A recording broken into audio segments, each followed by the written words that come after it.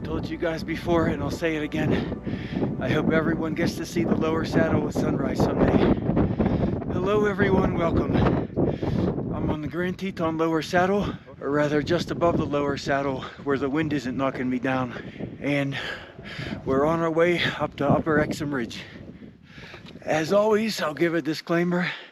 Climbing here is very dangerous. I don't know your skill level or experience. I can't make your risk assessment. But what I hope to do is give you some video to make your own risk assessment, as well as to help you navigate this place. I'm shortly under the eye of the needle on the approach to the upper saddle, and thus far we've stayed on the same route as Owen Spalding, and I've done a thorough description of that. So please check it out and make sure you're very comfortable with that route before you think about attempting this one. For the sake of conserving time and energy, I'll be brief on this section and then get more thorough when we get to Wall Street. But after you pass through either the eye of the needle or over the brig slab, what we'll be doing is staying close to the ridge line and then pop over shortly after. We should have Wall Street in our view. Past the eye of the needle in the almost belly roll, a few minutes of scrambling up. Again, I keep the ridge on my right and look for a little notch in the ridge. It's kind of hard to describe because there's a lot of little notches, but I passed the first steep looking one, and then I took the second one that I saw. That's an easy scramble. I know that's not the most detailed description, but as always, there are multiple ways that you can go to get here. Anyway, I have Wall Street right in front of me. Just have to cross the couloir. I'll be going to my left, angling up the couloir a little bit as opposed to dropping into it.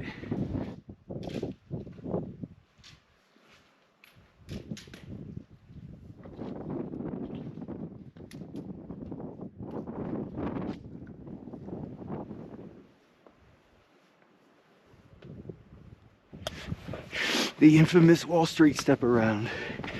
Unfortunately, there's no space here to get a wide angle shot, but there are a couple of rather small handholds in this rock. And then there's a foothold far to my right I kind of have to reach a long distance for. Now from here, take a good hold with my left hand, reach out with my right until you find something to hold. Which case is a little rock that's wedged in here. Okay, that was the hard part. Now from here, we take our time and our feet are on solid ground. Look around for something solid to hold on to because there's not much beneath you. And a little context for anyone who has done the belly roll, this is scary. Belly roll is like walking on the sidewalk compared to this.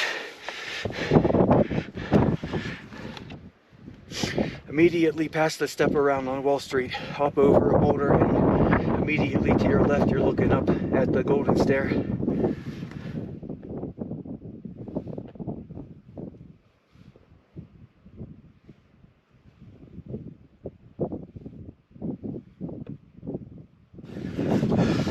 A lot of things to hold on to here.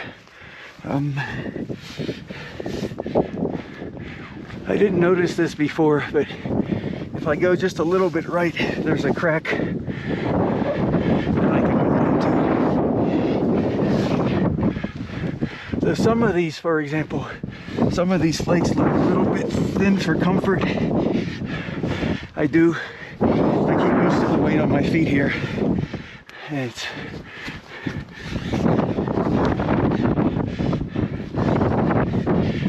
they're great for stability, even if I'm not willing to put all my weight onto them. Okay, I'm gonna find something here. Okay.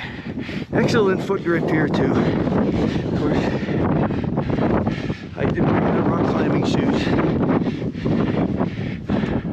I brought the climbing shoes because I did this in trail runners, and on friction pitch, felt like the trail runners were near their limit. From the top of Golden Stair, the wind tunnel was already in sight. a couple of slabs of granite we have to go directly over before we get there. One more little angled slab piece we'll go directly over the top of. Then after that, drop down into a small notch and enter into the wind tunnel. It will be just to our right. The entrance is quite easy to find, actually. It's knowing where to exit the wind tunnel that can be tricky. There are numerous little boulder problems, little chockstones that you have to bypass in here, but there's nothing super exposed.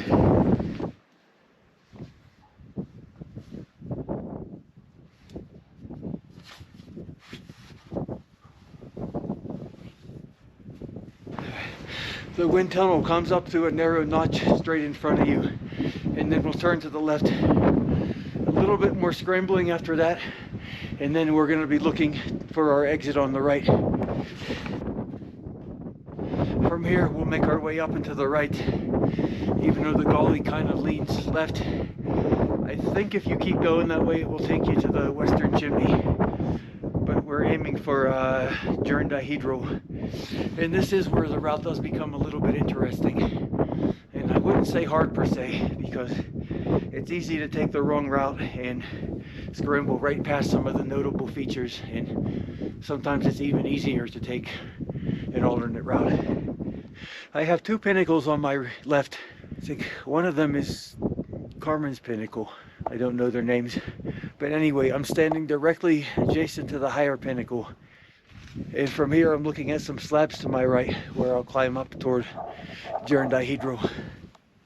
I'm sitting on a ledge, still approaching the Jern Dihedral on the approach to friction pitch. And to my right, I'm looking at the eastern friction pitch bypass chimney. So if it's an exceptionally windy day, or you're just not confident for the friction pitch, this might be the better option. Not far from friction pitch, I'm looking up at Jern Dihedral, and of course there's a lot of options here. Both to the left and right of me there's a chimney, and I can still access the bypass chimney from where I am. And then in front of me I have on the left Jern Dihedral. To right of that there's two cracks, and then further right around the bend there's Puff and Run, which I do believe is the hardest. But to my knowledge, Jern Dihedral is the most common route, so that's the one I'm going to take. Jern Dihedral, probably a low class 5. It's fairly long, but solid rock. I think I inadvertently stepped in some fresh snow, as my foot was slipping at one point. Do have to be careful, as always. Off of the Jern Dihedral, take a few steps to my right, and I'm looking up at friction pitch. Now, a couple options here. Some cracks on the left, and then in the center and right there's some stairs and knobs that lead up to a couple of more prominent knobs in the surface.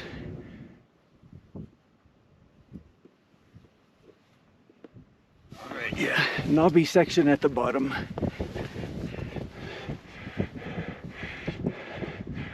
We're looking above us for a couple of knobs. A couple of prominent knobs before the rock gets smooth. My foot is on one of the knobs. That may be the high one that I'm standing on. Yeah, because there's far left, there's a small handhold around 9-10 o'clock.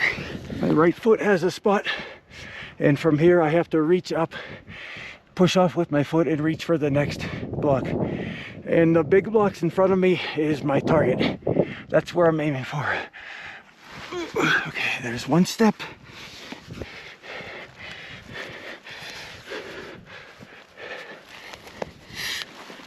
Okay, I got my hand on something stable.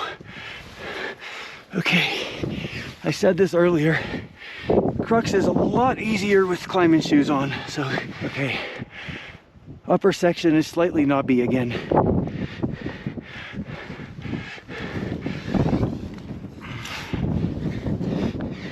It's a little bit steeper here, and if you're just looking at this from the photos, this section looks scary, but this is the place where we have a lot of things to hold on to.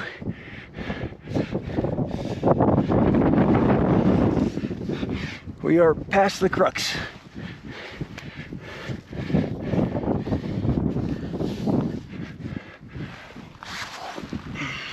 Yeah. Solid rock, solid holds.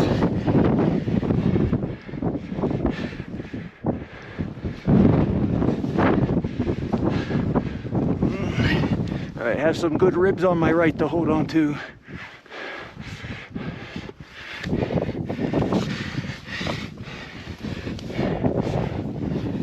And top portion here, straightforward.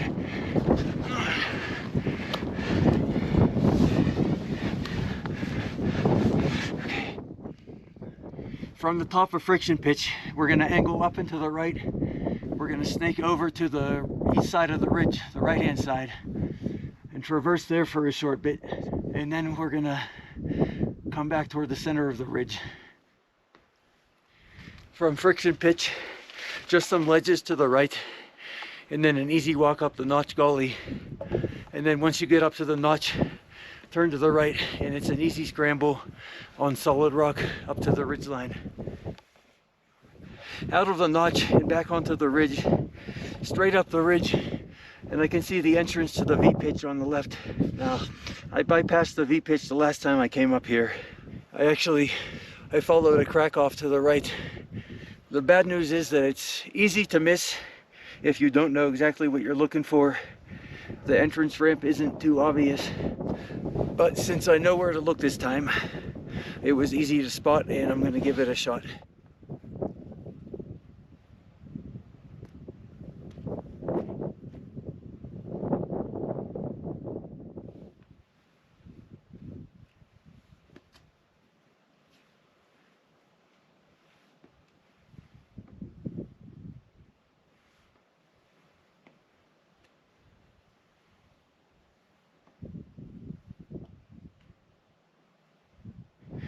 Okay, V-pitch. The gradient is a lot less steep than what it usually looks like in the photos. It felt like I was just kind of walking up a ramp with some handholds on each side. Mostly I stayed to the right, and then a few times to the left. The only thing I thought was a little bit tricky was exiting at the top. Kind of squeeze myself into a narrow chimney, and then move my feet up to the left, and then grab the hold of a big crack. Rock is mostly solid, but I did pull loose rock that was wedged down in a crack. So, as always, check your handholds. From the top of the V-pitch, it's a straight walk on level ground over to left-leaning chimney.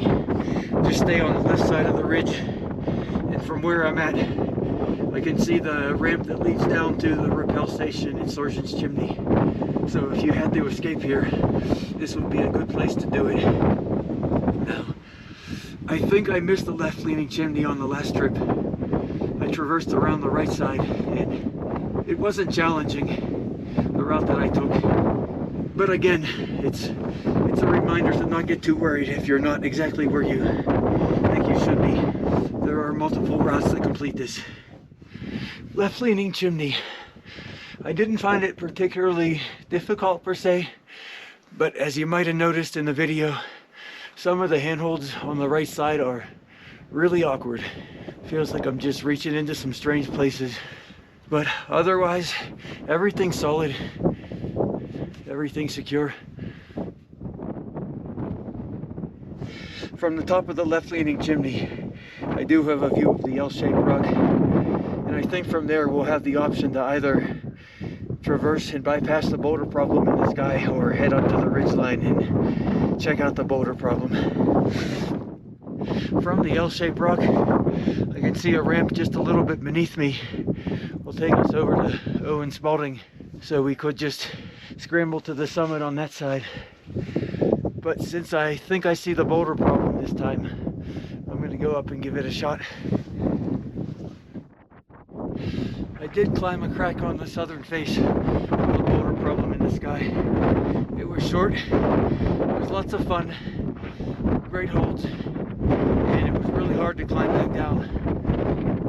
But there's so much wind up there that I'm gonna drop back down to the lower bypass. There's so much wind, I feel like this tripod is going to get blown over. I don't want to lose my GoPro down the mountain after all of this. Some easy scrambling, either to the left of the ridge or on the ridge itself. Mostly to the left of the ridge because it keeps me out of the wind. I'm able to actually talk. But we're there. We made it.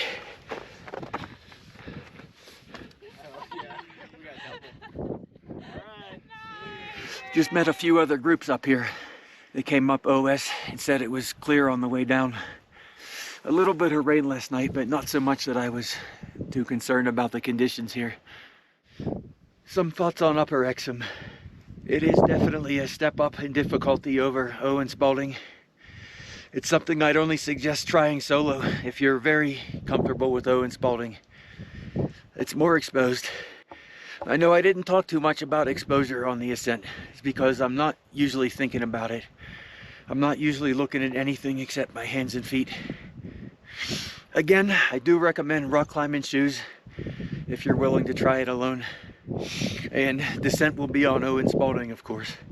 By far the easiest descent route. I'm not going to cover that here. I've already done a thorough video on the Owen Spalding route. And again, please do check it out. Make sure you're familiar with that route before you try any other route on this mountain. Anyway, that was Grand Teton Upper Exum Ridge. Hope you enjoyed it. Hope you found it useful for planning your own trip. As always, I'd love your feedback. What did you enjoy? What could I have done differently? And what other mountains and routes would you like to see? Okay, bye.